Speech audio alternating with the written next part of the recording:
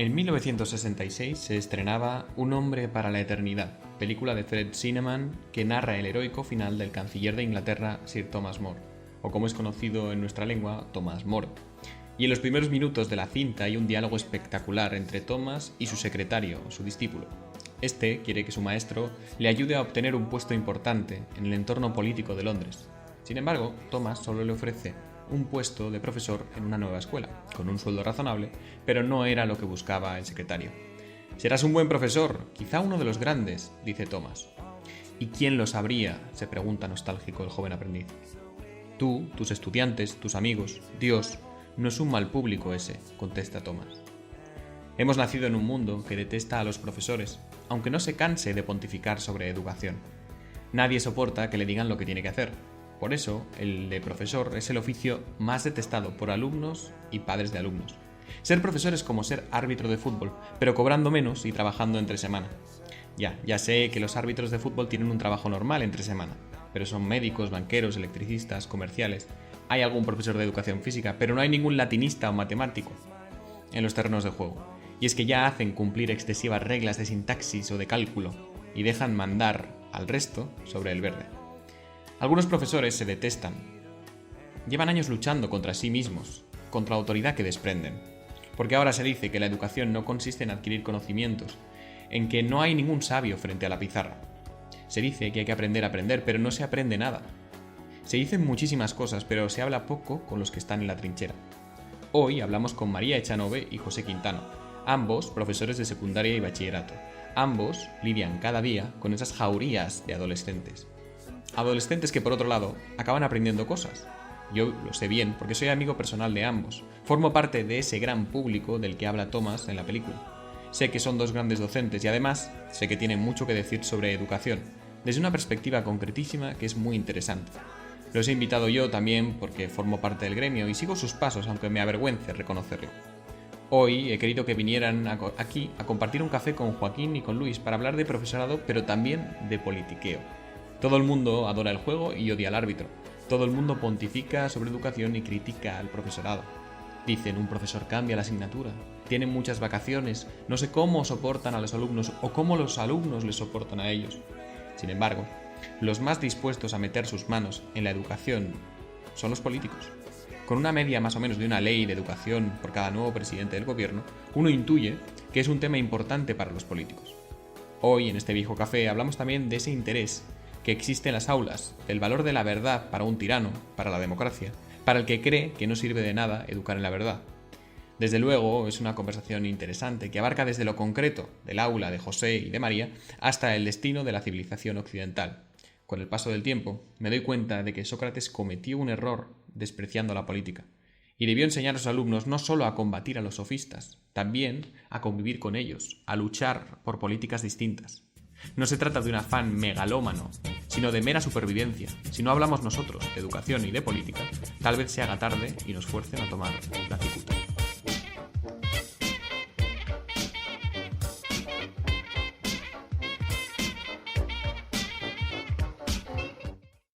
Estamos aquí con Jaime. ¿Qué tal, Jaime?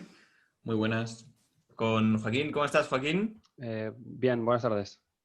Y de invitado especial tenemos a María. ¿Cómo Hola. estás, María? Muy bien. Y a José. ¿Cómo estás, José? Muy bien. María y José, al igual que Jaime, son profesores y vamos a hablar precisamente de eso, de la educación. La primera pregunta la lanzo yo y el resto ya continúa Jaime.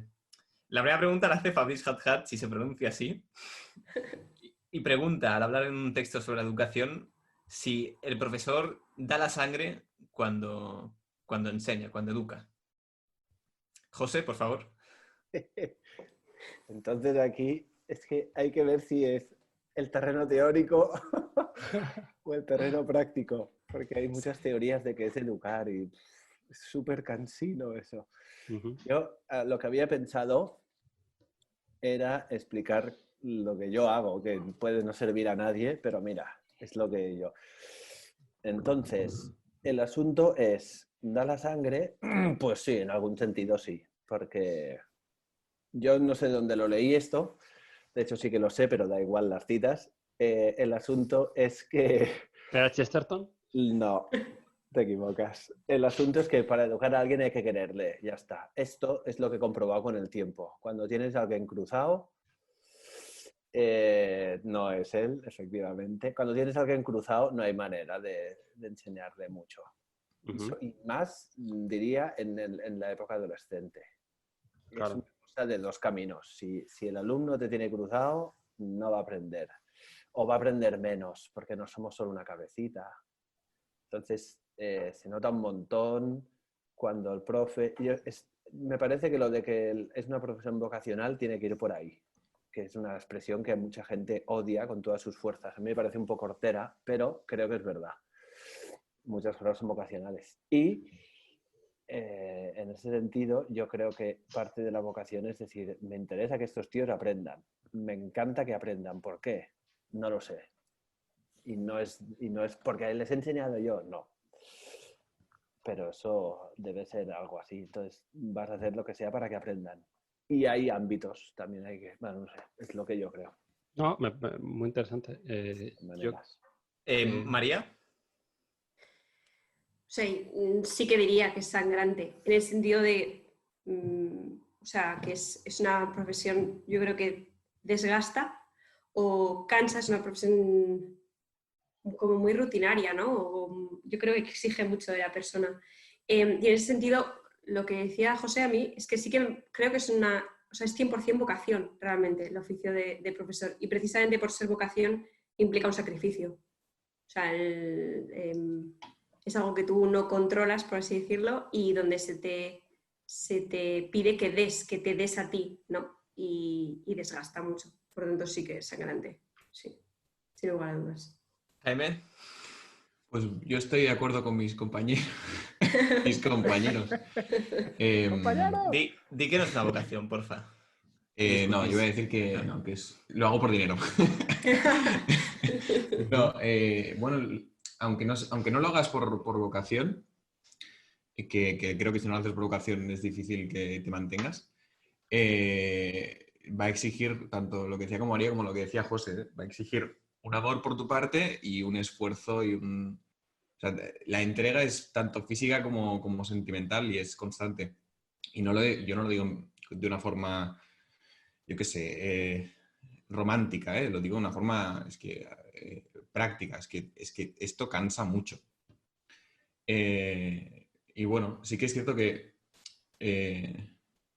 bueno, es una anécdota que yo ya la tengo muy, muy por la mano y la cuento demasiadas veces, pero creo que es de María de Maestu, que era hermana de Ramiro de Maestu, que explicaba que creo que era en un congreso de pedagogía, explicaba ante no sé si era un profesor de la vieja escuela, que decía que eran necesarios los métodos disciplinarios, pegar a los alumnos y los castigos y tal. Y ya intentaba explicarle que no, que había que intentar despertar un poco la curiosidad por el saber, bla, bla, bla. Y entonces el profesor le decía, el tradicional, le decía, a ver, si es que la letra con sangre entra. Y ella le decía, sí, pero con la del profesor, no con la del alumno. A ver, esto que en realidad es muy romántico, no significa que no haya que poner esfuerzo de parte del alumno, pero sí que yo he comprobado que al final, tanto lo que decía José como lo que decía María, coinciden en que sin la sangre del profesor, la educación no se da ni de coña. Yo, una cosa, Jaime, por lo que decías de como quitar el romanticismo al término de vocaciones, o sea, yo creo que eso es súper necesario, o sea, para que se pueda dar la vocación, para poder ejercer como profesor, le tienes que quitar el romanticismo porque no es romántica la profesión, para nada. Y en ese sentido, yo creo que es importante lo que decías al principio de la cuestión es que uno se mantiene en la educación por vocación, ¿no? Porque llegamos, no sé, al menos la manera en la que yo llego a la vocación, o sea, a la educación es casi como accidental, ¿no? Pero te mantienes si es una vocación real, porque si no te pegas... ¿Podemos definir lo que es una vocación exactamente? Pues lo tuyo con este podcast, Luis. Yo es que es un término con el que no estoy muy familiarizado, así que... ¿No? Pues mira, yo te digo Pero... una cosa. Hace unos años tuve la gran suerte, grandiosa diría, de conocer a una persona que es escritora y es profesora universitaria y se llama Gabriel Magalhães. Y es un crack, escribe La Vanguardia. Y escribí un artículo, mira, lo explico porque es súper divertido. Bueno, divertido no es la palabra, es simpático. Escribí un artículo, la verdad es que creo que era sobre el Papa Benedicto. Y pensé, qué bien escrito, qué delicado y qué sutil. Y pensé, bravo, voy a escribir a este tío. Busqué su dirección y le dije, oiga, me ha encantado su artículo. Al cabo de unas semanas escribí otro artículo sobre Mourinho. Es portugués y entonces comparaba los grandes navegadores y navegantes y descubridores y tal. Y con el Mourinho. espíritu, sí, y con él, exacto. Hacía una comparación Magallanes y él, y entonces son lo mismo porque quieren abarcarlo todo y es algo del espíritu portugués. Bueno, todo muy bien escrito, brutal. Le volví a escribir, oye, pero esto, qué pasada. Ujú. Pero pues a este señor al final le dije, oiga, nos tenemos que conocer y tal. Y le invité a Barcelona y vino porque montamos una sesión hace años, en el 2000, no sé, hace muchos años, hace 15 años, Dios mío. Y el asunto es que nos vino a dar una sesión sobre la vocación. Y yo pensé, oh cielos, como sea una cosa en plan religioso, voy a morir. Porque no lo sé, pensé, que no me mete aquí un puro ahora. No es un puro esto, pero es un ámbito como muy, no lo sé, es muy personal. Pero él lo abrió a lo grande, la vocación humana de cada uno. Y nos dio una sesión con 3 cuadros y 3 poesías sobre la vocación, increíble. Y entonces él decía, la vocación es lo que una persona es y se hace a sí mismo a lo largo del tiempo, pero empieza con otro. Empieza el día que te ponen un nombre. Te ponen un nombre, si lo piensas, a lo mejor no se cumple con vosotros o con vuestros amigos, pero yo, en general, cuando tú tienes que presentar a alguien, dices su nombre y su profesión. Y entonces empezó a explicar estos pasos. El nombre, la profesión, y luego hay otro tipo de vocaciones religiosas y otros ámbitos. Pero él señalaba que tu nombre es algo que te han puesto y la profesión es algo que no te han puesto, pero que tiene mucho de regalo. Se te da bien esto y tú lo descubres. Pero esto era así. ¿Quién es este tío? Ah, sí, se llama Paco, que es pintor. Y siempre, bueno, no sé, yo lo compruebo. Y si alguien tiene una vocación como muy peculiar, pues también se suele decir, este es sacerdote, se llama tal, es sacerdote y tal, que estudió no sé qué. Es como muy llamativo. Entonces, vocacional va por ahí, que te llama. Te han parido para eso, pero tú tienes que ver, no sé cómo decir, tienes estas cualidades, yo lo entiendo así. Y los tres estáis convencidos que tenéis vocación de profesores. A ver, aquí en público entre micrófono. Yo no puedo hablar de los tres. A mí me ha gustado siempre enseñar cosas. No, es que lo pensaba, claro, cuando me invitasteis, Jaime me dijo, oye, vamos a hacer esto. Y yo pensé, ostras, ¿yo por qué me metí a profe? Pues no sé, pero a mí siempre me ha gustado enseñar cosas. Es que no es el placer en plan sensiblote, ya se entiende, pero la alegría de decir, ostras, he explicado esto y lo han entendido. Qué guay. O sea, esto que yo entendí, lo han entendido más rápido que yo. Qué guay. Eso está muy bien. A mí eso Es que fuera bromas, el placer de que el alumno comprenda sin sensiblerías, es que es una ese es el droga, ¿eh? tema. Una droga. Sí, Joaquín. No me parece buena analogía. Pero te dispara la serotonina cuando uno aprende. sea, No, pero pero serotonina- Sí, seguramente. Lo que pasa es que esto todavía no se ha demostrado. Hay muchas cosas que no, que nos han demostrado. Pues, no sabemos, pero... No, pero yo quiero ser crítico, lo digo ahora, voy a ser un poco, voy a ser Claro un que poco sí. rancio, porque claro, aquí está siendo todo tan romántico que ya tengo No. descuquizarlo, ¿sabes? Como decirlo, ser un poco el guarro Por favor. del podcast. Muy Entonces, bien. cuando le veis mucho, cuando le veis la profesión de profesor a lo más, al Olimpo, yo intentaré tocar un poco, molestar un poco, a ver si alguien pues dale, se Joaquín. rebaja mi nivel. No, Bájalo, claro, lo bájalo. digo. No, claro, porque digo que ser profesor, yo, desde mi experiencia, para mí ser profesor es una mierda. O sea, para mí, yo cuando veo a los profesores que los pagan mal, que viene el niño que es un pesado, y yo me incluyo, es que yo era así. Y tú, José, supongo que José, para los que no sepan el podcast, es mi antiguo profesor. Y yo era un pesado, y yo era un... No. Yo Bueno, era sí. pesado, cada uno tenía... Bueno, yo me consideraba pesado y me recuerdo pesado, a lo mejor tú... Sí, puede ser. Y aguantar a estos chavales y es que yo no lo entiendo. O sea, verdaderamente, lo de que es vocacional eso es confirmado, vamos, porque no hay otro motivo. ¿Sabes? Me costaría encontrar otro motivo para ser profesor. Así que con esto coincido con vosotros. Pero bueno. Muy bien. Pasamos a la siguiente Pues, pregunta. bueno, a ver, o sea, la siguiente pregunta es, o sea, es que Bueno, José espera, ya la ha contestado, es Ujú. por qué sois profesores, ¿no? ¿Qué os motivó? Entonces ahora te Yo tocaría a ya he ti, María. contestado, ahora otro. No, o sea, también un poco al hilo de lo que decía José. Yo es que, o sea, antes incluso de pensar, que va a sonar un pelín egoísta, pero antes incluso de pensar en lo que genero en el otro, ¿no? O sea, el gusto de ver que otro aprende, yo reconozco que, o sea, creo que mi caída en la educación, o sea, la razón por la que llegué a ser profesora, en parte es por la pasión de lo que estudiaba. O sea, es que yo no puedo como separar el que me gusta hablando una cosa y el contarla. O sea, es que cuando, yo creo, cuando te gusta algo mucho o cuando descubres algo que es impresionante, necesitas contarlo, ¿no? Entonces, en ese sentido, Sí. quizá lo digo porque así Joaquín se queda un poco más tranquilo y no hay tanto romanticismo o el bien del Vale, otro no. y el absoluto, sino, Ujú. o sea, para mí es una cosa como muy, muy inmediata, ¿no? O sea, es que cuando te encuentras una gran noticia la quieres contar, ¿no? Pues cuando descubro yo en concreto la pasión por la historia, necesito explicar la historia. Ujú. Y bueno, ya digo que o sea, cómo acabé siendo profesora es un poco accidental. O sea, yo me apasionaba la historia y tenía pensado seguir estudiando historia y de hecho quería doctorarme, pero mis padres me convencieron en el último momento para, por si acaso, hacer máster en profesorado y si no sale bien el doctorado, pues tienes eso en la mochila. Y yo era súper reticente porque yo profesora, no, para nada, yo quiero seguir estudiando. Y nada, y empecé el máster y el primer día de prácticas, el primer día que entré en clase, ahí sí que es la parte romántica, Joaquín, ¿Te me gustó? alucinó. O sea, dije, es que, no sé, como esa quizá intuición, o sea, es que he nacido para esto, o sea, es que me Ujú. encanta. Caray, Joder, yo lo qué pasé suerte, fatal el tú. primer día. A ver, No, yo lo Jaime. disfruté. Jaime. A ver, el proceso yo creo que es el mismo. Al final, aunque yo creo que yo quería hacerlo desde el principio, o sea, desde que empecé la carrera.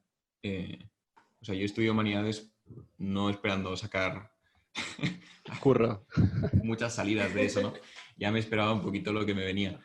Y de hecho entré en humanidades con la condición de asumir que acabaría siendo profesor. Fue un pacto conmigo mismo.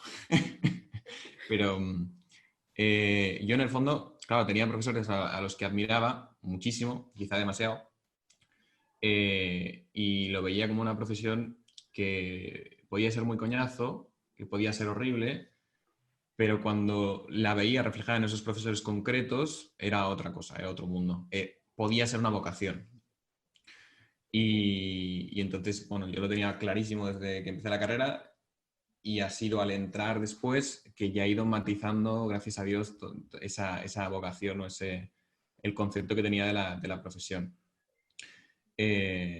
Y sí que es cierto, ¿no? que la primera vez que entras en un aula y tienes que explicar algo y funciona, o funciona un poquito, la emoción es importante, el rédito que sacas es tremendo y de hecho también como intelectual, o sea, yo creo que nunca, o sea, nunca he aprendido tanto de un tema como cuando lo he tenido que explicar.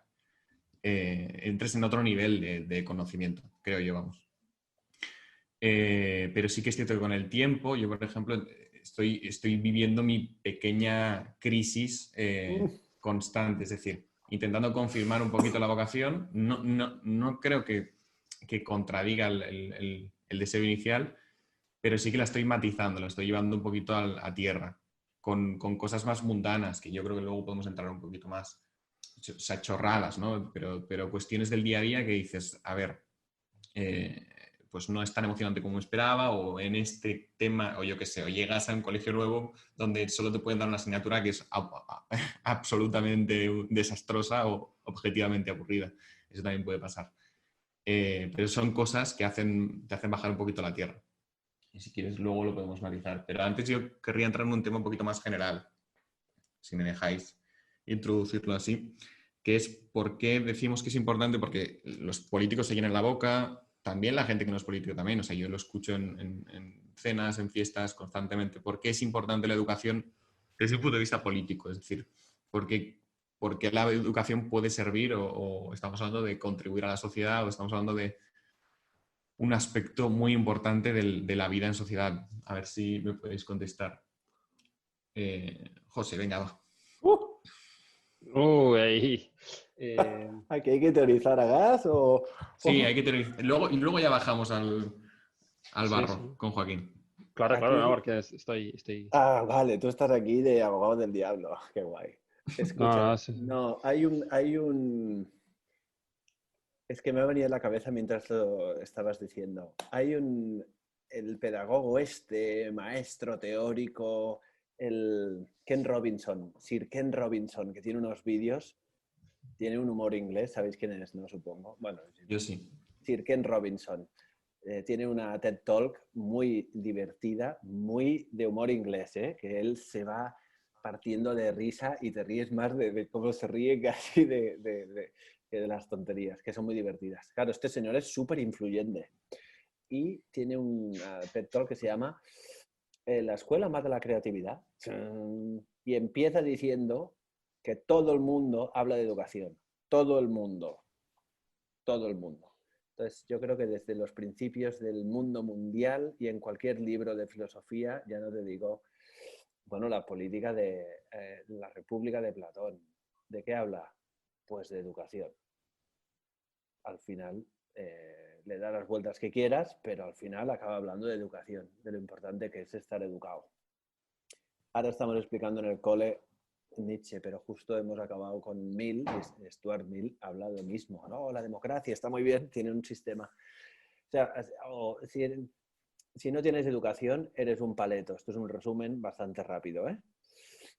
Pero, por tanto, a según qué gobernantes les va a interesar que no seas un paleto y a según cuáles que sí que lo seas. Lo que está clarísimo es que desde el momento en que somos seres sociales, o sea que vivimos en sociedad, es importante estar educado.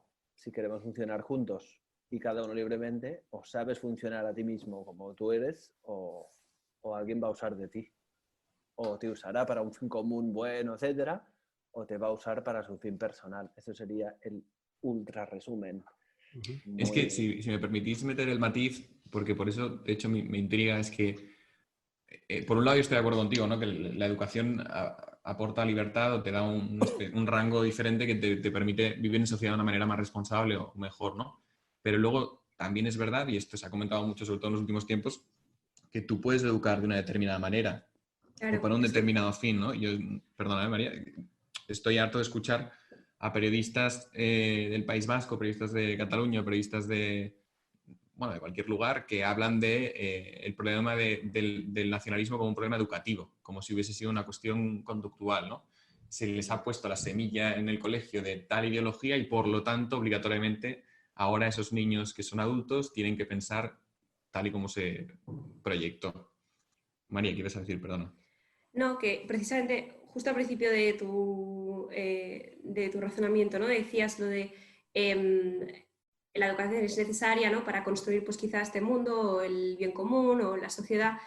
Claro, pero ahí es qué sociedad y qué bien común. O sea, de hecho, yo estoy ahora obsesionada con un profesor de filosofía, creo que a ti ya te he hablado del Jaime, que Sí. es José Sánchez Tortosa, que tiene varios libros, un par de libros creo sobre educación y luego tiene más libros, pero el último ha escrito que se llama El culto pedagógico. Él hace un análisis de cómo, o sea, diferencia, por así decirlo, la educación de la instrucción. O sea, la instrucción sería en ese sentido como lo más puro, a ver si me explico bien, que es el dar los contenidos o hacer como de catalizador para que el alumno desarrolle su razonamiento, para que pueda aprender a razonar.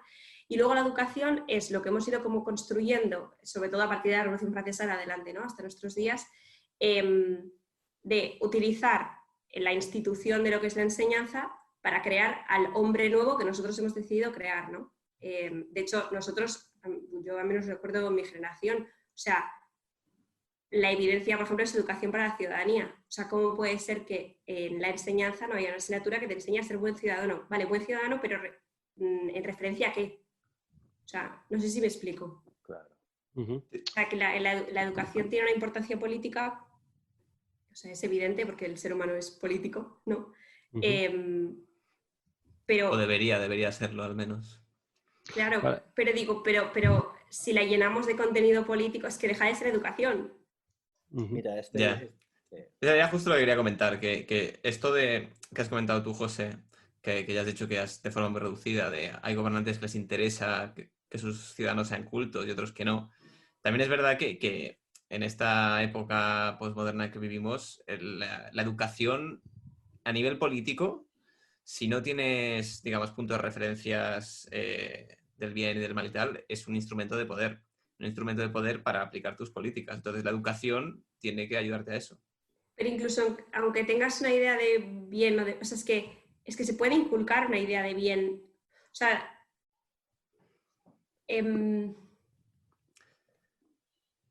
no sé cómo O sea, me explicarlo. refería a una idea de bien y de mal absoluta, en el sentido de como puntos firmes, ¿sabes? Por ejemplo, el que ofrece una religión, por ejemplo. No una idea Claro, de pero es bien y que de una mal. religión también puede educar ideológicamente.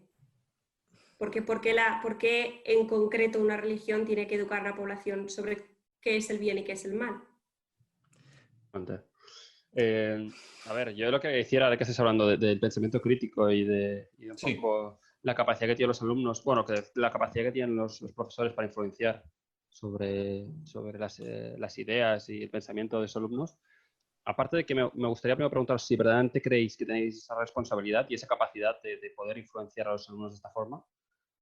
Me gustaría saber cuándo creéis que es el momento en el que el alumno es más vulnerable. O sea, ¿en qué momento sería ante los primeros años? ¿Sería adolescencia? ¿Sería? Antes de responder la pregunta esta, un segundo, es que me he quedado muy esto con lo que has dicho, María.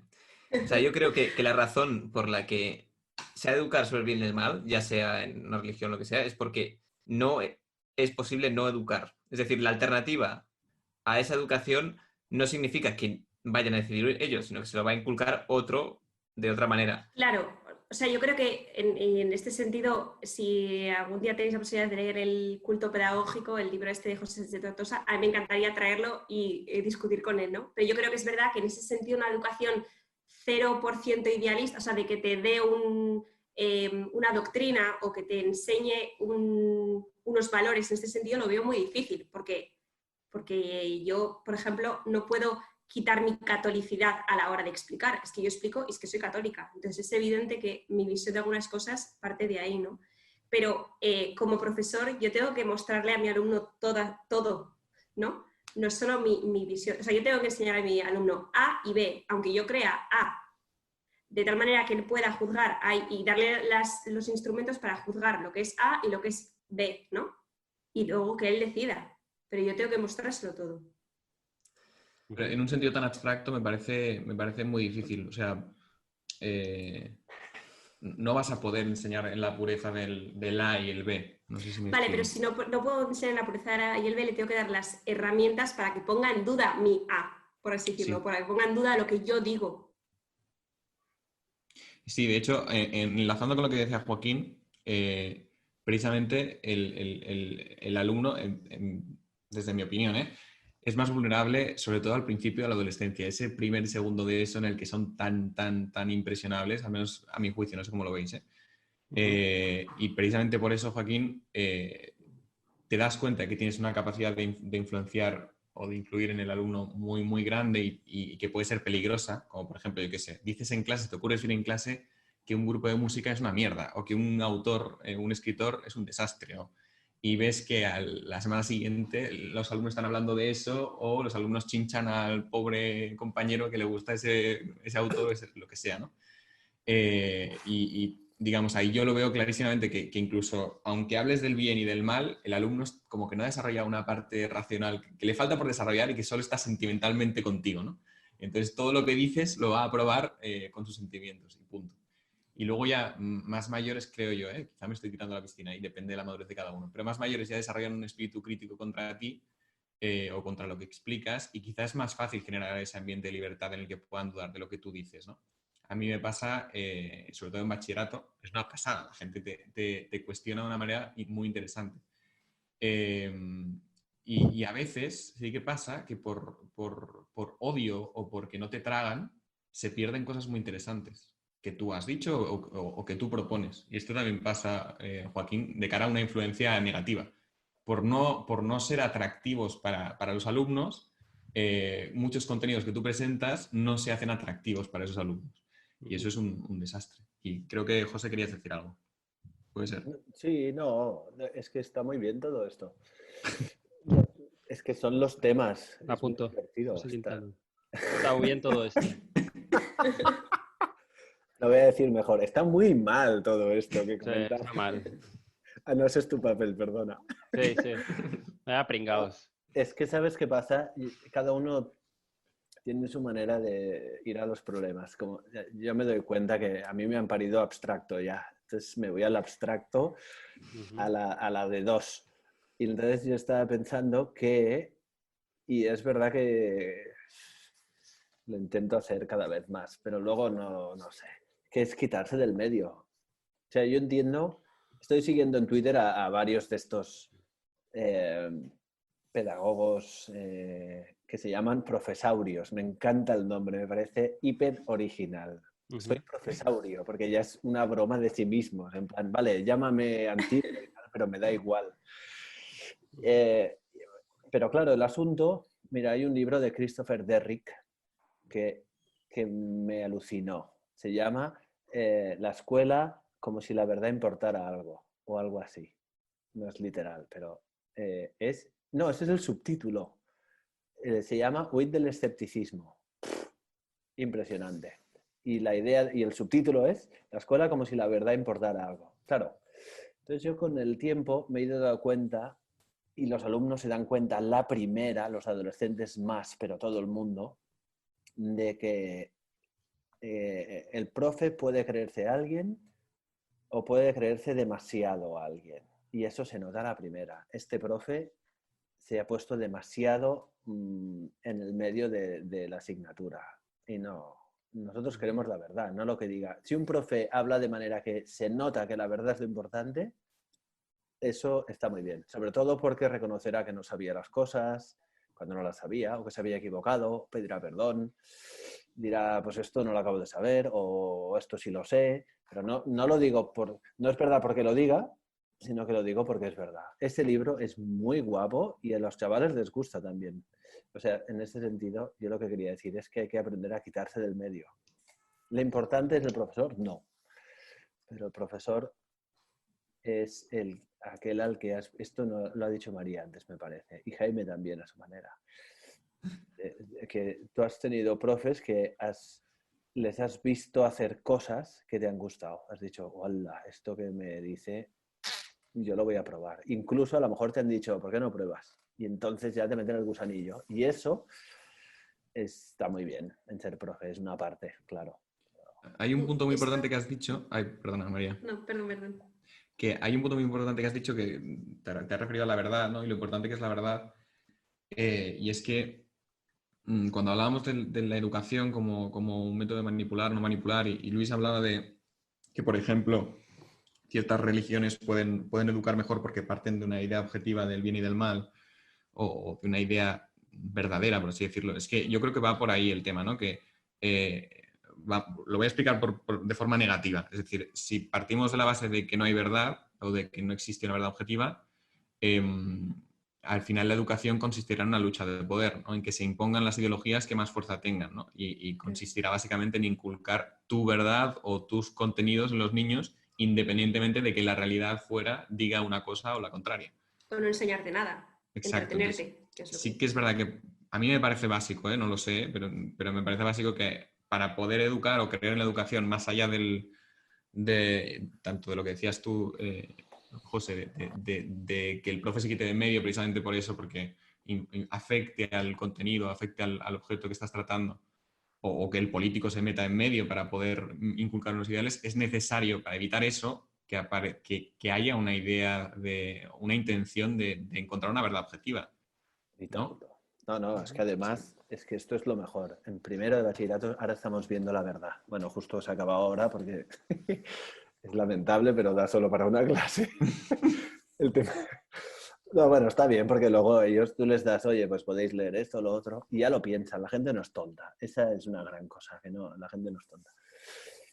Pero el asunto es si la verdad importa o no. Y más todavía, el tío que te diga, para empezar, que la verdad no, nada, esto no existe, es que es tan tonto como decirle, entonces lo que me estás comentando, ¿es verdad o no? Mira, anécdota buenísima. Buenísima y realísima. El amigo este, Gabriel Magalhães, me invitó una vez vino a Barcelona y nos vimos ese día. Y me dijo, oye, voy a dar una conferencia en Montserrat. Yo pensé, ostras, l'havia montado el cercle Joan Maragall, no sé, una especie de cenáculo que yo pensaba, ostras, y eran todos catedráticos y yo pensaba, ¿yo qué hago aquí? Si me sacan todos 30 años. Pero bueno, a mí me ha invitado este tipo, que es el que habla. Y una mesa redonda en Montserrat, cuando entras a las dos grandes puertas, a la izquierda hay una portezuela y te sube arriba a una sala. No había estado en mi vida, obviamente. A lo mejor no habéis visto esa puerta nunca, pero existe. Entonces ahí hay unas sesiones. Pues este señor dio una sesión sobre el cristianismo y lo que ha quedado de él, lo comparó con lo que dice el Corán, etcétera. Muy bien. Total, que luego sale el rector de la Pompeu Fabra, que estaba ahí, no recuerdo ni cómo se llama, pero recuerdo que es filósofo, es doctor en filosofía, Sí. y empezó a hablar un poquillo de tal, no sé qué, y acabó diciendo una cosa, yo estaba alucinando, porque yo estaba ahí con mis 30 añitos y todos eran catedráticos, doctores, yo era un profesorucho de castellano, pero claro, el tío no, el buen hombre, dice, bueno, porque la verdad, hay una verdad, es que claro, eso es muy fuerte decir que que la verdad existe, hay una verdad, claro, es que eso es muy difícil de sostener, hay una verdad, ¿pero eso qué es? Y yo iba pensando, no me lo puedo creer, lo que está diciendo este hombre, porque pensé, es que lo que estás diciendo tú es más fuerte todavía, estás diciendo que no existe. Es igual de fuerte y más, porque va contraintuitivamente contra todo lo que se ha hecho desde que eres hombre. Es más, lo que sostienes diciendo que no existe la verdad, pretendes que sea verdad y no son juegos de palabras. Yo no me atrevía, estuve a punto de levantar la mano, pero no me atrevía, sinceramente. Y un señor mayor, bastante mayor, dijo, bueno, això me hizo mucha gracia porque hizo un circunloquio brutal de casi un minuto. Home, yo no soc... yo no... Se quitó toda responsabilidad casi y dijo, pues escolti, això és una mica fort, ¿no? Y dijo lo que he dicho yo ahora. No porque lo diga yo, pero dijo, oiga, pero es que está diciendo una cosa igual de fuerte. O sea, lo que estás diciendo es una verdad muy absoluta, que no existe la verdad, pero ¿qué dice? Oiga. Es Pues, que hace un par de meses, cuando hablábamos con el filósofo Miguel Ángel Quintana Paz, él nos lo matizaba, ¿no? Que decía que muchas veces se ha visto a la filosofía posmoderna como una filosofía que pretende negar la verdad y muchos han asumido ese discurso de que no existe la verdad y él decía, no, el asunto... Este tipo te aseguro que dijo lo que dijo, ¿eh? O sea, no Sí, sí, había ¿no? matices, ¿eh? Yo me quedé alucinado. Digo, Claro, sí, por eso él decía que yo qué soy, muchos han asumido ese discurso incorrectamente cuando él desde su punto de vista de filósofo posmoderno, él creía que simplemente la posmodernidad afirmaba que la verdad era muy compleja, ¿no? Y que había muchas perspectivas que tener en cuenta, ¿no? Y que, Sí, o sea, bueno, sobre gracias, ¿no? todo, Eso. la idea también era que un debilitamiento de las verdades, ¿no? O sea, de tal forma que todo el mundo tenía su verdad, que era una verdad, pero que no chafaba la otra, ¿sabes? Eso era un poco, al menos, porque él es de la rama de Gianni Bátimo, ¿no? Que, bueno, es discípulo suyo. Yo Y estuve en esa... una conferencia de este señor, vino borracho a darla, es que ¿Sí? sí, lo he visto con mis ojos, ¿eh? Súper despeinado, medio cocido y pensé, la madre que... Pero fui con mi profe de filo y me dijo, este señor es un máquina. Y yo pensé, vale. Pues... No, ya te entiendo, pero eso no es contradictorio con lo que se decía cuando la verdad era fuerte. Y no nos vamos a ir del tema, ya me perdonaréis. Pero es que un profe o va con la verdad, lo siento, aunque diga los profes, lo voy a decir, ¿vale? Y no he bebido cerveza, pero lo puedo decir igual. Los profes guays, hay mucho profe guay hoy día. Queda muy guay decir, no, los alumnos que piensen por sí mismos. Perdona, ¿eso es una opinión o es una verdad? O sea, porque estás imponiendo los que piensen... o sea, es como paradójico, como... Bueno, y Piensa, que piensa por ti mismo. Déjame en paz, si quiero estar atento. Yo si viene a hablar Gombrich de historia, no voy a pensar por mí mismo, voy a escuchar lo que me dice ese tío, porque sabe más que yo. Es de sentido común. o sea, yo creo sí, porque pensar por sí mismo, claro, pero tú le tienes que dar un contenido para que piense, porque uno no puede pensar en nada, ¿no? O sea, tiene que pensar por sí mismo, pero sobre algo real. No... Los profes no son lo más importante, pero son importante también, sobre todo hasta darse cuenta de que no lo son, que ya está, que este tipo, mira, el otro día, Xavi Gallemí, ¿no? O vosotros mismos, es que yo lo he pensado. Este tío, yo a lo mejor le enseñé a poner un acento bien porque no se sabía esa norma de ortografía o se le olvidaba, le enseñé un truco, pero escribe mucho mejor que yo, ha leído mucho más. Xavi Gallemí me envía libros, es un crack. Ha escrito el segundo libro de poesía, ¿no? Está dándole... Claro, este señor, el Ken Robinson, y así me quito yo del medio, pone un ejemplo muy divertido. Dice, claro, Shakespeare fue a clase. ¿Y qué le explicaría el profe de inglés? Claro, él lo dice en plan humor inglés, como si no pudiera explicarme nada al profe de inglés. Pues hombre, a Shakespeare alguien le enseñó a escribir, claro, y él luego le dio 1000 vueltas. Me acuerdo que un profe mío me lo explicaba diciendo, a ver, Arquímedes, el profe de Arquímedes no gritó Eureka, ha descubierto esto, pero sin su profe no hubiera habido Arquímedes. Ya está. Tampoco sin sus padres, ni sin su vecino, ni muchas cosas, ¿eh? Pero, ¿qué quieres que te diga? Está bien, es parte de... Vamos, ¿no? Vale, entonces, para hacer un breve resumen de todo lo que habéis dicho, para el oyente, ¿vosotros creéis que es muy difícil educar de forma objetiva? ¿No? ¿Perdona? ¿Creéis que la educación objetiva es difícil de... ¿Qué va? ¿Cómo? Yo creo que sea al revés, justo, Joaquín. Es al revés. ¿Sabes qué pasa? Está diciendo de que cuando tú estás transmitiendo la verdad, cuando estás transmitiendo tu verdad, ¿no? Por así decirlo, una verdad universal. O depende de... Pero necesitas la pretensión de que lo sea, es decir, si no, no crees que es tu verdad. En este caso, cuando hablamos de religión, estamos hablando de la verdad para vosotros universal.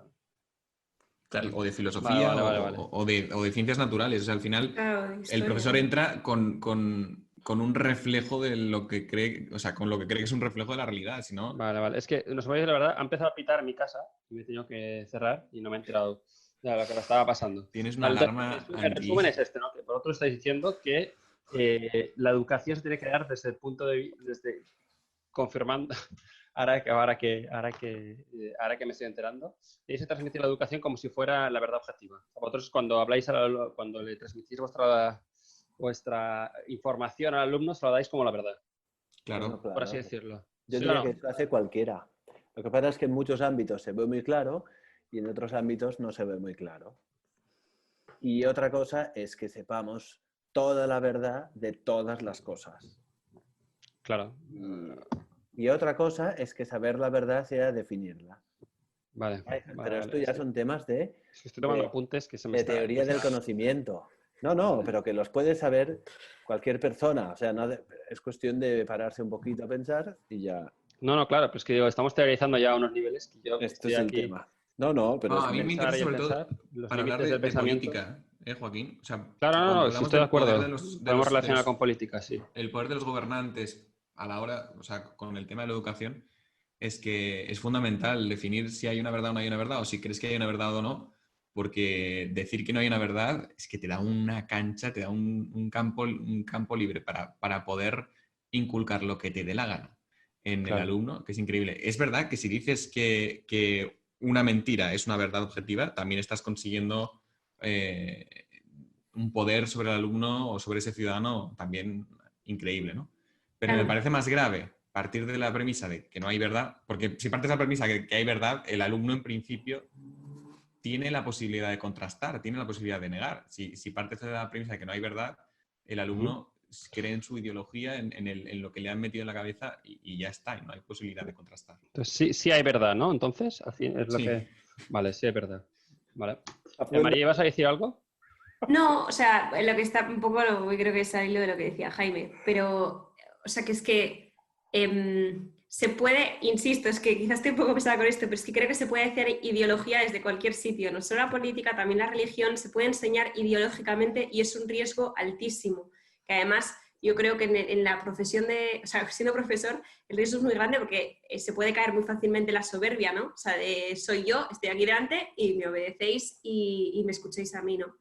Entonces, yo creo que es vital, o sea, aparte de partir de cosas objetivas o de un contenido objetivo, y por lo tanto también hay pues, de un estudio, de una lectura, o sea que el profesor tiene que continuamente estar formándose, dar las herramientas para que tu alumno pueda pensar, o sea, pueda poner en duda las cosas, se pueda preguntar. Claro, O sea, lo más importante de la educación es que se pueda preguntar. Bueno, claro, o sea, el problema son las herramientas que le das, ¿no? Claro, también puedes influenciar ahí, puedes meter pieza ahí, ¿no? Claro, Bueno, pero además creo que de manera casi inconsciente lo hacemos, ¿no? Porque intentas como, o sea, claro. Humanamente se intenta casi siempre convencer al otro, ¿no? Pero es que el profesor no tiene que convencer, o sea, que tiene que es provocarle. Vale, y luego, así decirlo, ¿vosotros creéis que si verdaderamente, por así decirlo, un alto cargo político decidiera cambiar el sistema educativo y, yo qué sé, o cambiar la referencia sobre qué enseñar, qué tienen que aprender los alumnos, ¿tú crees que los profesores aceptarían eso y lo seguirían transmitiendo? O verdaderamente cada profesor, sí, cuando yo, por ejemplo, cuando dicen por ejemplo, imagino que Ada Colau decide que enseñar a los alumnos de Barcelona en las universidades públicas que ser vagabundo ahora es guay, si los profesores al final hacen de filtro, ¿no? Porque un profesor tiene el poder de le llega la información y al final, como vosotros decís, vosotros tenéis vuestra idea de verdad, es la que transmitís. O sea, da igual lo que haga los altos cargos porque al final el profesor es el que decide. No funciona da así. igual. No da igual. Porque en cómo os veis influenciados vosotros a la hora de transmitir la información. O sea, os obligan a transmitir una verdad. Cuando había algún momento, supongo que, por ejemplo, Jaime, que tú trabajas bueno, tú también, José, habéis trabajado en colegios. María trabaja con Jaime. ¿Trabajáis juntos? Vale, sí. Bueno, pues en colegios concertados, hay un momento que se han dicho, no, ahora yo no puedo enseñar esto, enseñaréis esto otro. ¿Os ha llegado a pasar eso? ¿Habéis estado en esa situación? Yo creo que cuando más sufrimos, y seamos colegio concertado o público o de cualquier tipo, cuando más sufrimos, yo creo que es con la selectividad, me parece a mí. Porque hay unos filtros, incluso profes que pueden estar de acuerdo con los políticos y que pueden ser los hooligans número uno del partido que gobierna. Luego te los encuentras anualmente en la reunión de selectividad y echan pestes porque se establecen unos parámetros de selectividad que desconciertan muchísimo y que a veces son muy limitantes. O sea, que a lo mejor sobre una verdad histórica tan solo yo que sé, por ejemplo, pienso ahora en Historia de España de segundo bachillerato, ¿no? Dan solo una visión posible en la corrección del examen y ahí cada profesor pues tiene su apunte o su aporte, que dice, oye, aquí se pasa de vista esto o no se tiene en cuenta aquello. Y yo creo que es más el simple hecho de que desde el Estado se ha de coordinar qué se tiene que aprender de una determinada materia que es amplísima, como por ejemplo la historia, como puede ser la filosofía, y intentando coordinarse se hace mal, pero por pura burocracia me parece a mí. Pero decir, no, es que el Estado nos persigue si no decimos esto, hombre, afortunadamente no nos ha pasado de una determinada manera, no, yo creo que de una manera concreta no, pero no hay una policía, no hay una Stasi que esté vigilando, ¿no? Vale, entonces el filtro está en la selectividad, ¿no? Tienes que educar Para a mí tu... sí, ¿eh? Mi experiencia, que es corta también, es la selectividad. Vale. Luis, te veo nervioso. ¿Quieres pasar a la siguiente pregunta? Estoy aquí yo metiendo... No, que va, no estoy nervioso. Si yo, ¿qué quieres que te diga? O sea, a mí, yo no he dado clases. O sea, Lo siento. a mí los políticos solo me influyen en mi estado de ánimo cuando leo las noticias. Y ya está. Pero lo tengo controlado, de hecho, porque ya me he dado cuenta que Ya no es no bueno. lloras. Esto es... No, ya no me alegro cuando hacen cosas bien. O sea, no. Vale, Sale, vale. ahora leo menos las noticias para mantener un estado de ánimo mejor. Lo que está claro es que lo primero que cambian los políticos son las leyes educativas. Y vamos, María sabe de esto más que yo seguro, los comunistas, o sea, los comunistas, cualquier estado dictatorial del estilo que sea. No, es que estaba pensando... El sesgo ha sido bastante importante. No estaba pensando en eso, sino en la película. En La película- de Big Lebowski. No, si ves Interstellar, Ah. es que es un ejemplo, es una película y no sirve. Pero por eso estaba buscando otros ejemplos y sé lo que he dicho. Los nazis igual. Hay gente que lo primero que hace es quitar los libros. Quita este capítulo, quita este capítulo. En Interstellar sale, en los libros, dice, es que no nos interesa que los chavales aprendan que se puede ir al espacio, lo quitamos. Y vamos a dedicarnos a la educación más práctica, ya está. Ujú. Está muy Claro. bien esta peli. Y todos los tiranos han hecho eso, cargarse algunas cosas. Esto nos enseña. Este profe que habla así, me lo cargo. Esto era así. Los nazis entraron en Polonia y cogieron a los intelectuales y los encerraron. Y dijeron, o vais con nosotros o no. Y si no vais, pues no vais a ninguna parte. Ya está. Ujú. No es el único motor. Hoy día hay más poderes de gobernar las mentes, por así decir. Pero la idea es que... Y yo en esto de dar herramientas para que la gente piense y tal, yo diría más aún, es que los chavales ya piensan por sí solos en general, ¿eh? En fin, ya te entiendo, estoy de acuerdo, María, pero... Ujú. No, pero es hay que de lo que dice esforzarse. Joaquín, Yo, Sí. Bueno, Perdona, yo dime, creo María. que en relación a lo de que ya piensan, un segundo, o sea, yo mi experiencia es un poco traumática, o sea, digamos, frustrante con eso, desesperanzadora, porque no es lo mismo pensar que pensar dentro de un marco, ¿sabes? Si solo eres capaz, dentro de una terminología y dentro de unas ideas, de pensar sobre eso, para mí eso no es pensar. O sea, el que piensa es capaz de salirse de su marco, contradecir sus ideas y tal. Y yo lo que he visto mucho en la universidad es personas que solo son capaces de pensar en base a un marco concreto. Y de ahí no salen. Y fuera de allá, pues todo es opresor, todo es malo. claro, es que, o sea, yo lo que quería decir era respecto a la pregunta de Joaquín de si nos sentimos perseguidos, ¿no? Y ahí, por eso yo creo, quizá va relacionado también con lo que tú dices, Luis, o sea, llega hasta la universidad, yo creo esto. O sea, yo persecución no me siento perseguida en plan de que alguien entra a clase y me dice esto no lo puedes decir, pero...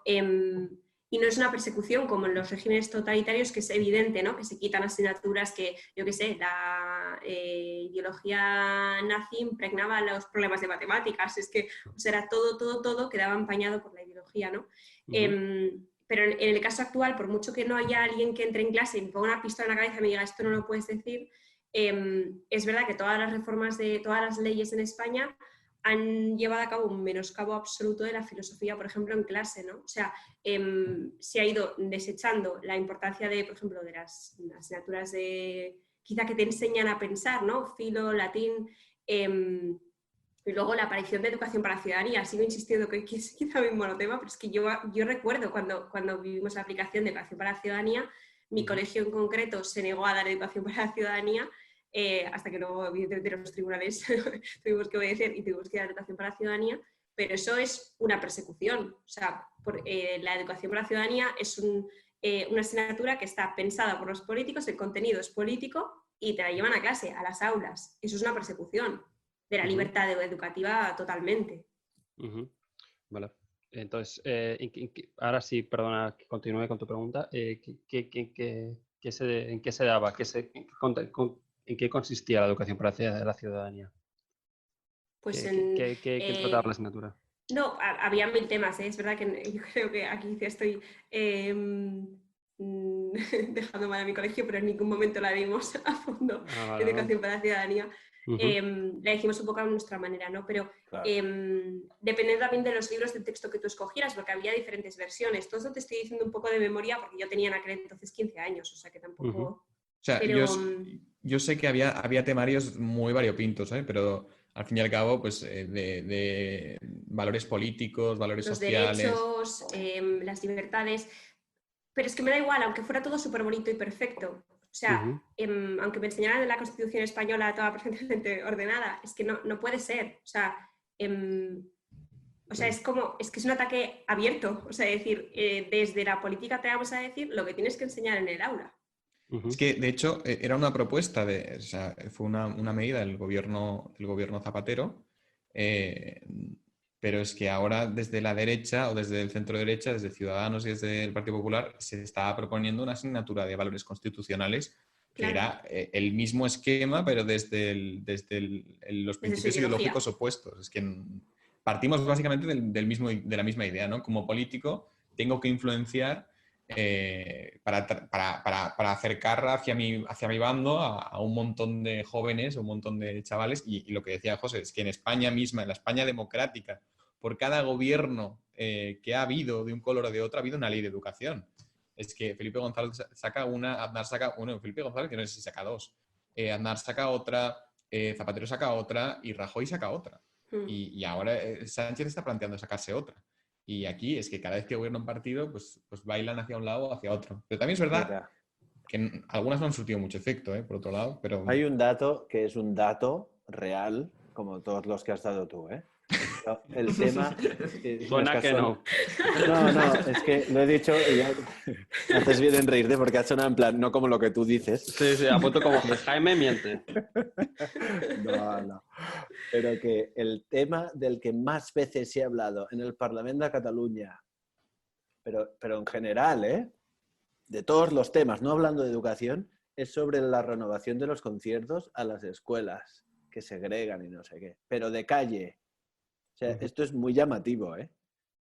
De toda la historia del Parlamento y tal, del tema que más se ha votado es si les quitamos o no los conciertos. Y eso no es una cosa educativa.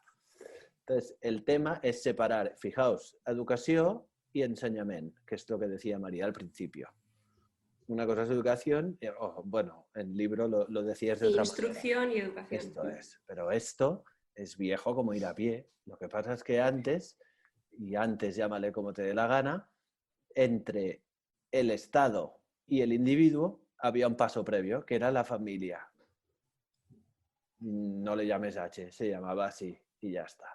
Y había unas cosas que se llamaba socialización, educación y formación del carácter y mil mandangas que no lo son, pero que ahora nos toca hacer a los profes, que no, que se venía educado de casa. Me acuerdo un profe de mi cole que nos daba unas sesiones iniciales tremendas y una frase, daba perlas buenísimas. Y una era, qué difícil es enseñar a un maleducado. Yo pensé, es que esto es tremendo, pero es que es así. Y separa claramente las dos cosas. Y además no tiene que ver con el dinero. Esto lo he hablado con mi hermano muchas veces. El asunto es, oye, es que este tío es un maleducado. Puede estar en Eton o puede estar en un instituto de una zona hiperpobre. Y al revés, este tío es un tío que vale un imperio y es un tío muy cariñoso y es muy educado. Y no tiene un euro y no sabe ni leer. Entonces son dos cosas que hay que separar. Y creo que hoy hemos unido. ¿Por qué? Porque la célula familiar, o por casposo que suene la familia, tenía un papel imprescindible. Y como todo el mundo se ha dado cuenta, ahora hay que meterlo en algún sitio. Y a eso se le llama colegio. Y si no es colegio, es serie. Y si no es serie, es partido político y música y lo que te dé la gana. Pero alguien tiene que solucionar eso. Alguien tiene que enseñar a la gente a saludar por... Yo esto lo decía a Luis y a Joaquín hace años. Los carteles de «Deixeu entrar abans de sortir», o lo he dicho al revés porque ni lo he pensado, a ver, «Deixeu Això sortir és abans abans d'entrar. al revés». Es que a mí esta cosa... Llega un momento que es la aparición de los carteles, el cartelismo. O sea, dices, pero ya, bro. Chesterton dice, cuando se acabaron los 10 mandamientos, empezaron los millones de mandamientos. Claro, pero no es por la religión, de verdad. El asunto es, a ti no te han enseñado en tu casa que hay que saludar a la gente. A ti te han enseñado, y ahora se empieza a decir, pero tú a qué cole vas. ¿Cómo que a qué cole voy? Es que no. Bueno, y eso no sé si es muy reversible. Espero que sí, pero bueno. ¿Pero esto es generacional o es coco? Esto hay muchos factores, supongo. Hay un libro que quiero leer, la verdad, y no he leído, de una filósofa que toda la crisis esta educativa, moral, de valores... A ver, el término emergencia educativa, no sé si os suena, pero se dice por ahí, los políticos incluso a veces estamos en una emergencia educativa, como diciendo, hace falta gente... Pero cuando la gente dice emergencia educativa, yo no sé si se refiere a que la gente no sabe de sumar 2 y 2. Yo creo que es que la gente es mal educada. O sea, pero antes, bueno, no lo sé, ¿dónde se aprendía que tienes que ceder el paso? O que No sé, mira la cara cuando hables. En los carteles. Yo no lo aprendí en un cartel, a mí me lo ha enseñado mi madre. Claro. Ujú. O en según qué libros, o en según qué cosas. ¿Dónde has aprendido tú eso, niño? No sé, pero... Bueno, en fin, lo caso es que ahora hay que meterse en eso. Y en el cole que... Vamos, no, María, no sé. Y Jaime, no sé, O sea, vosotros. Hay mucha yo cosa creo de... que sí, pero hay una vuelta de tuerca en nuestro mundo, Ya. porque ya no es que no te tengo que enseñar nada, es que ni siquiera te tengo que enseñar eso, lo que te tengo que dejar es que tú descubras tu Ah, ya, esta es otra. propia Sí. apetencia, ¿no? O sea, que es no, es que ya ni siquiera tienes que enseñar eso. De hecho, sobre toda la nueva pedagogía que se ha llamado así, lo que viene a intensificar es esto. O sea, el protagonista es el alumno, sus sentimientos, sus pasiones, sus deseos, y ya ni siquiera te tengo que aprender, o sea, te tengo que enseñar yo a ceder el paso, porque es de fachas que yo te enseñe a ceder el paso, ¿no? Que no te tengo que imponer nada, ¿no? Tú eres libre y tú te formas a ti mismo. O sea, al final es hasta ese punto. Tú eres libre de dejarte instruir por otros medios, ¿no? Por los medios de comunicación y por lo dominante. Exacto. Sí, es la José, falsa libertad. Tú puedes elegir lo que quieras, porque es ¿Sabes? tuyo, tu elección, no es verdad, no es tu elección.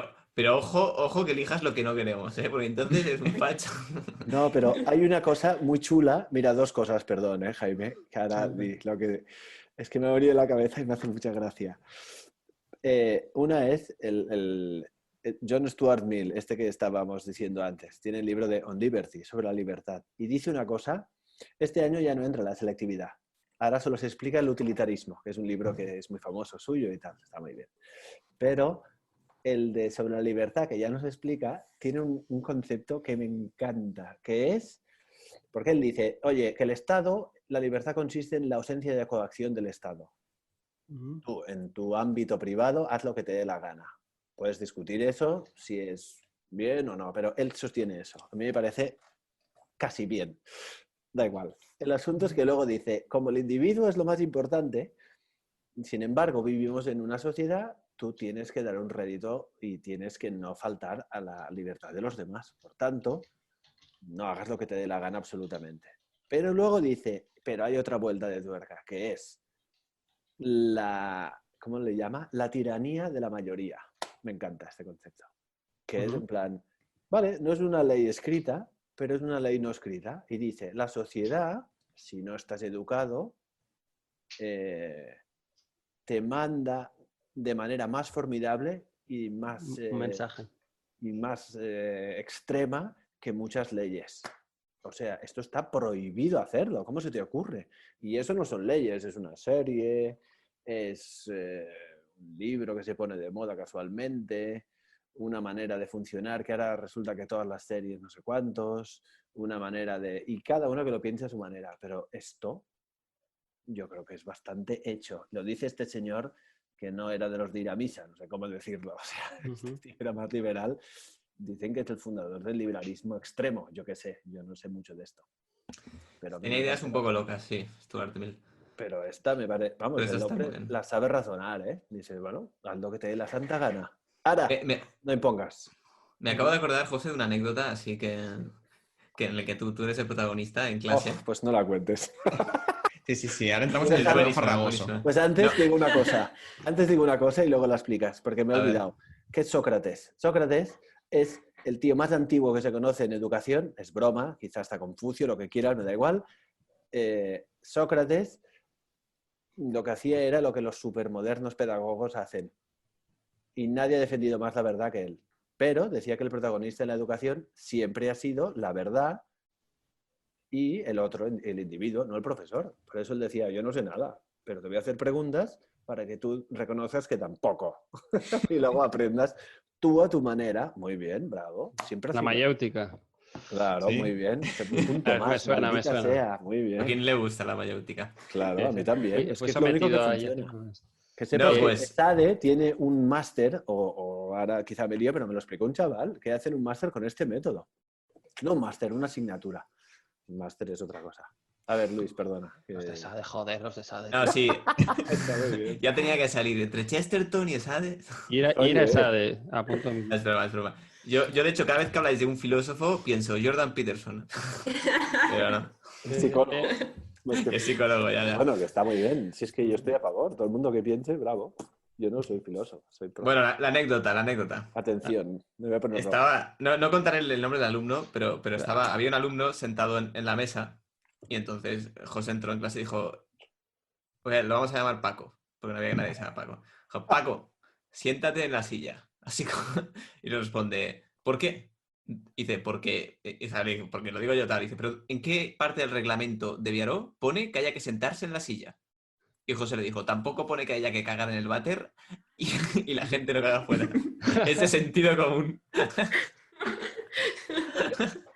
Por favor. Qué bueno. Como mayéutica, ¿eh? Qué gran aportación, ¿eh? Pues fíjate que me sigo acordando de ese momento como un momento en plan, ¡buah! Es verdad. Y desde entonces Luis en la universidad. ¿Dónde cagas? Siento en la mesa. No, No, pero, desde entonces puse carteles de cagar. En el váter ahí. por favor. Perdón, estoy siendo muy suave. Ya paro. El asunto es que ahí hay una cosa de fondo que no la estaba pensando yo en ese momento, no creas. Pero es que... ¿Y por qué tiene que estar todo escrito y todo demostrado? ¿Quién ha dicho eso? Los abogados. Son muy... No, pues lo dijo Descartes antes. Y antes un poco esta mentalidad de que todo tiene que estar definido y todo, y si no, no lo sabes. ¿Pero por qué no? Ujú. Yo pongo el ejemplo que nos decía el profe de filo. Decía, ¿a qué sabe el plátano? ¿Lo sabéis o no? Sí. ¿Lo sabéis definir? No. Pues ya está, ¿qué me estás contando? Pero lo sabemos, o sea que no todo el conocimiento es de demostrar y de escribir y matemático al final. Por cierto que las mates más profundísimas, vamos, o sea, bueno, yo no tengo mucha idea, pero ¿Qué pasa con ellas? que es muy complicado y que no es tan, y es muy teórico. Ujú. Y, Pero bueno, hay, siempre. y hay versiones y versiones, o sea que... Ujú. El otro día lo leí, no sé si era el quinto, bueno, es que da igual, esto tampoco, da igual. Ujú. Euclides tiene una serie de principios y varios matemáticos dijeron, pues vamos a cambiarlos. Y les cuadra para algunas cosas, pero dices, bueno, muy bien. Ujú. Bueno, esta es la crítica al método científico, ¿no? Que siempre va cambiando. O sea, si aceptamos por la ilustración y tal que la única forma de alcanzar la verdad es por el método científico, si vemos la historia que está constantemente cambiando el método y la forma de alcanzar la verdad y autocorrigiéndose, pues la verdad propiamente científica pues también es muy débil. Entonces, o tienes otro tipo de verdad o puedes caer en un relativismo de mira. Que eso es un poco... A mí, ¿te parece el método científico débil, Luis? O Porque sea, es cambiante. Yo no creo que cambie tanto el método científico. Yo creo que O cambia sea, puntualmente. está constantemente, o sea, a lo largo de la historia ha cambiado constantemente y se ha autocorregido, Bueno, ¿sabes? pero ha ido mejorando ese sí Y mismo. luego parte de hipótesis también y muchos temas que al final, o sea, no son demostrables propiamente, como dice José, empíricamente, científicamente, sino que son Como que no, demostrables científicamente no. Bueno, Bueno, pues porque... A mí la crítica al método científico, bueno, no vamos a empezar a hablar por ahí porque... A mí no me toques a los científicos. Que no, este pero ya... es que, por ejemplo, mi madre no me quiere científicamente. Y yo sé que me quiere y no lo sé científicamente, lo sé y punto. Y mi madre me conoce perfectamente y tú con yo qué sé, no, mi madre, no sé, yo quiero a alguien y eso hace que le conozca de otra manera y más profundamente. Y esto no es teoría esponjosa y bote de humo. El asunto es que el conocimiento no es solo matemático. Punto. Yo En eso estoy de acuerdo con Nietzsche, ¿ves? Fíjate.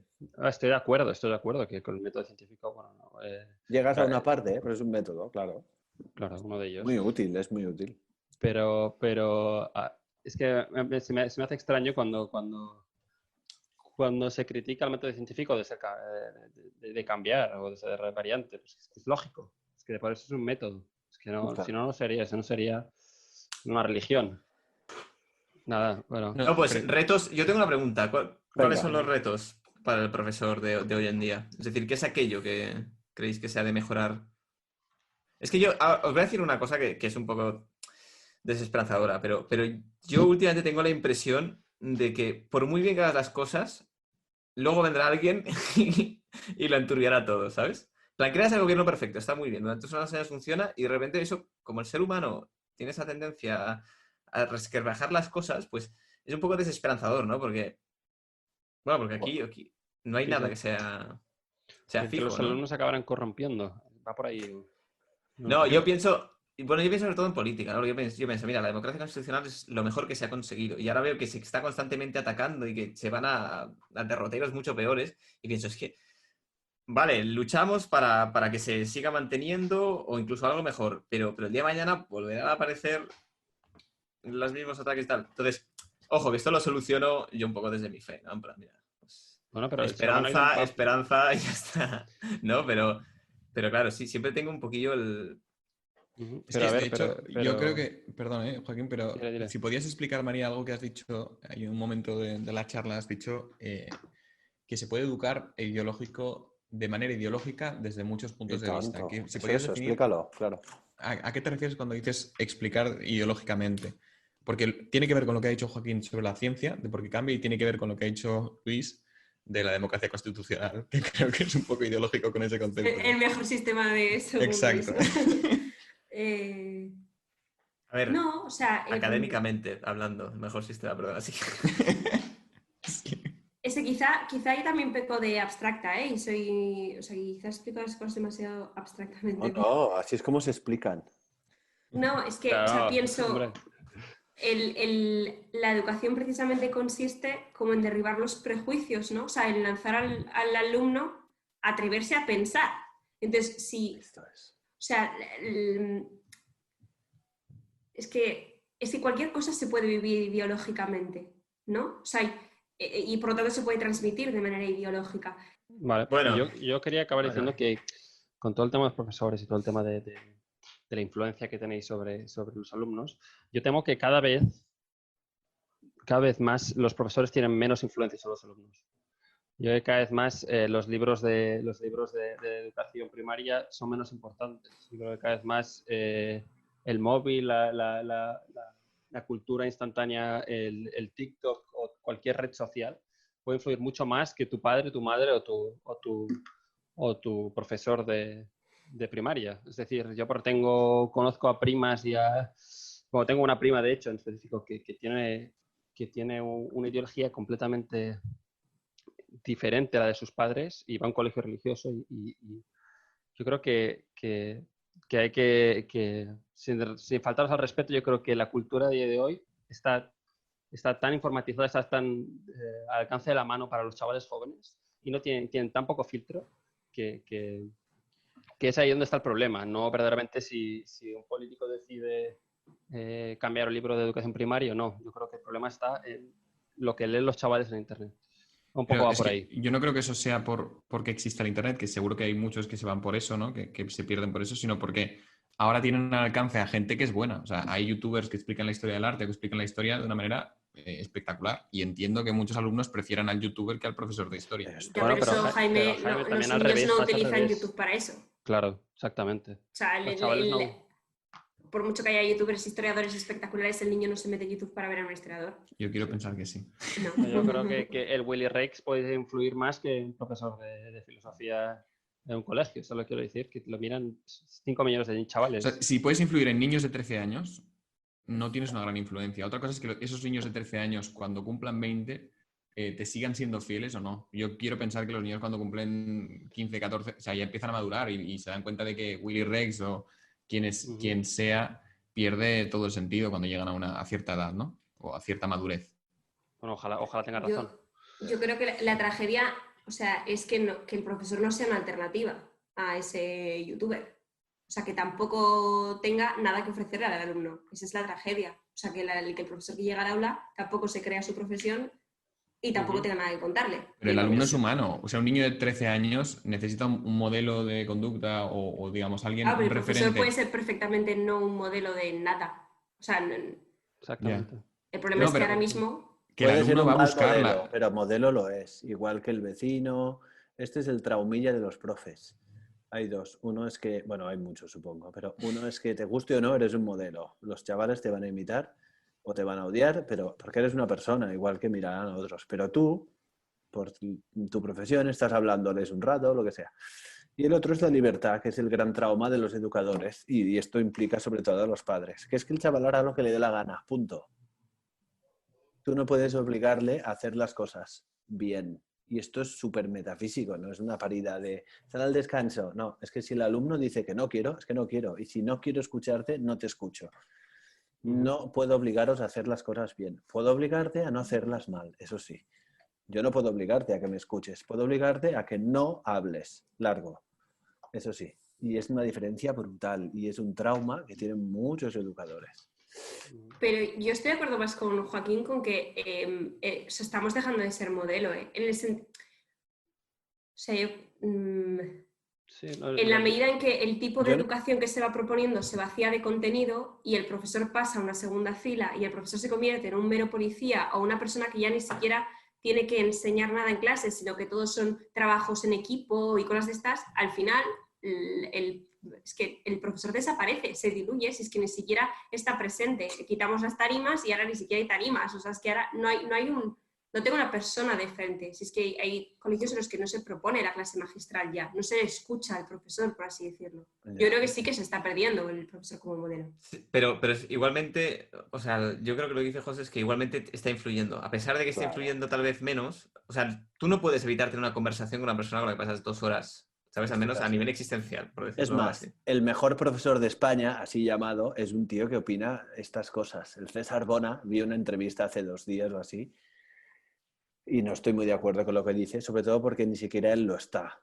O sea, le están llamando mejor profesor cuando él opina que no tiene que hacer nada, que son los alumnos. Entonces, ¿qué haces siendo tu profesor? Es que es como muy contradictorio, al menos paradójico. Como El Messi asunto, cuando dice que es gracias a los compañeros, ¿no?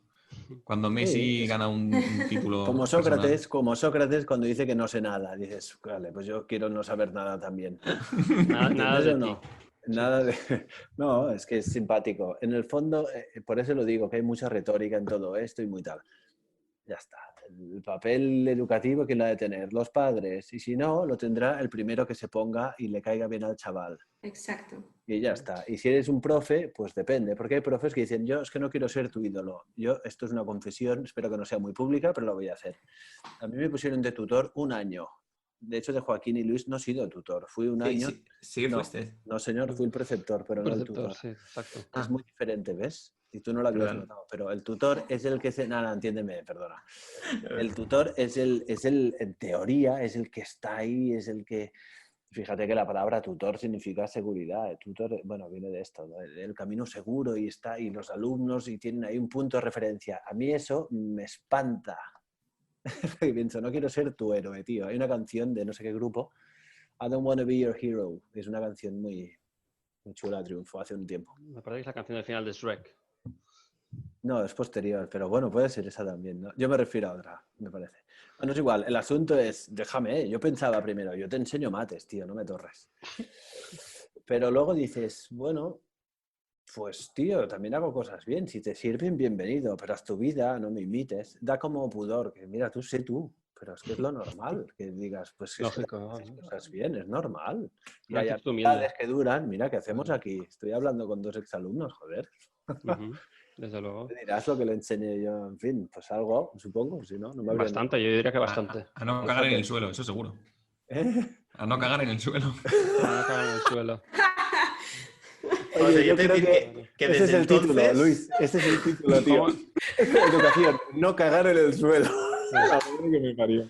Qué Buah, bajo. seguro que todo el mundo lo escucha, ¿eh? No, por favor. Pues, bueno, me parece... Eso sí ¿Por que qué me no parece deberíamos cagar en el transgresor. suelo? ¿Eh? ¿Por qué no ¿Educación deberíamos...? o por qué no cagar en el suelo? Pues no está mal. No, no. Bueno. Yo Oye, pienso...